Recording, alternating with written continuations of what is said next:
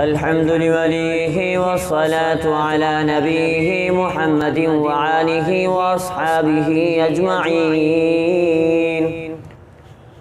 أما بعد فأعوذ بالله من الشيطان اللعين الرجيم. بسم الله الرحمن الرحيم. عن ابن عمر رضي الله عنه قال قال رسول الله صلى الله عليه وسلم إن الله وملائكته يصلون على المتسحرين أو كما قال عليه الصلاة والسلام. صدق اللہ وصدق رسولہ النبی الصادق الامین. عزیزان من، میرے محترم سامعین مکرمین، اللہ کے بڑے احسان اور کرم نوازی سے ہمارے رمضان کا یہ پیغام رمضان پروگرام جاری ساری ہے. آج میں آپ حضرات کے سامنے ایک اہم عنوان پیش کرنے والا ہوں. وہ ہے کہ سحری کھانے والوں پر اللہ کی رحمت، یعنی سحری کھانے والوں پر رحمت کیسی ہے. ذرا توجہ فرمائیں. طبرانی شریف کی روایت ہے، فرمائے ان ابن عمر رضی اللہ تعالی عنہ قال قال رسول اللہ صلی اللہ علیہ وسلم.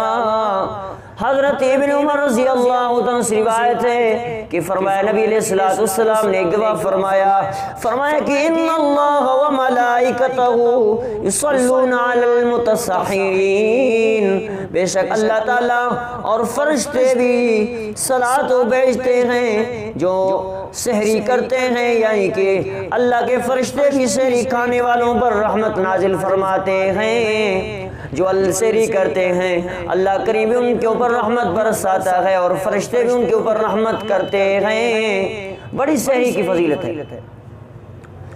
کس قدر اللہ تعالی شانہ کی یہ مہربانی اور کرم ہے، احسان ہے کہ روزے کی برکت اس سے پہلے کھانے یعنی جس کو سحری کہتے ہیں اس سے شروع ہوتا ہے. فرمایا کہ امت کے لیے ثواب کی چیز بنا دیا اور اس میں مسلمانوں کو اجر دیا جاتا ہے. بہت سے حدیث میں سحری کھانے کی فضیلت آئی اور اجر ثواب ذکر ہوا. علامہ عینی رحمت اللہ علیہ فرماتے ہیں کہ 70 صحابہ اکرام سے یہ منقول ہے حدیث کہ سحری کی رحمت برستی ہے.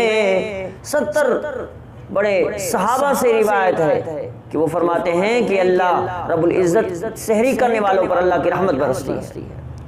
اور علامہ فرماتے ہیں مرقات کے کشاف رحمت اللہ علیہ فرماتے ہیں یعنی کہ تمام رات کو 6 حصوں میں تقسیم کیا جائے، پھر اس کے 12 حصوں کے بعد جو دو حصے رات کے ہوتے ہیں ان میں سحری کی جاتی ہے.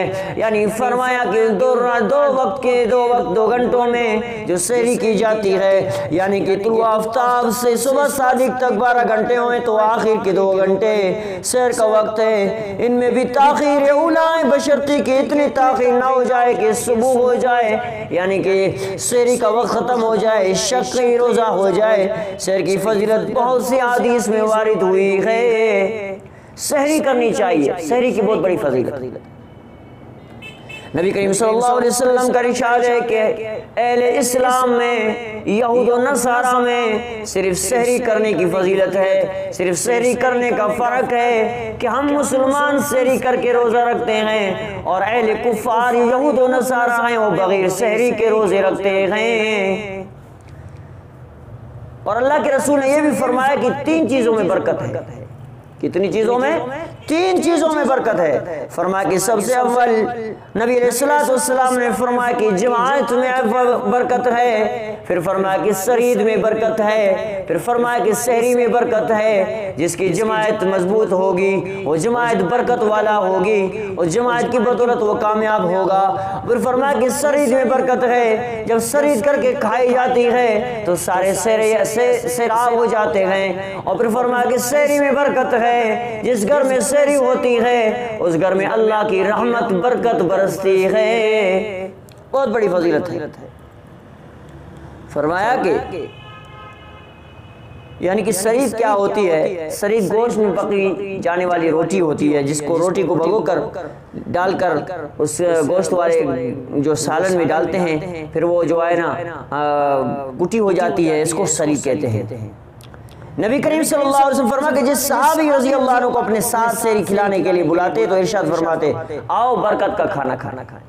سحری کے وقت فرماتے آؤ برکت کا کھانا کھا لو۔ ایک حدیث میں ارشاد کہ سحری کھا کر روزہ پر قوت حاصل کرو۔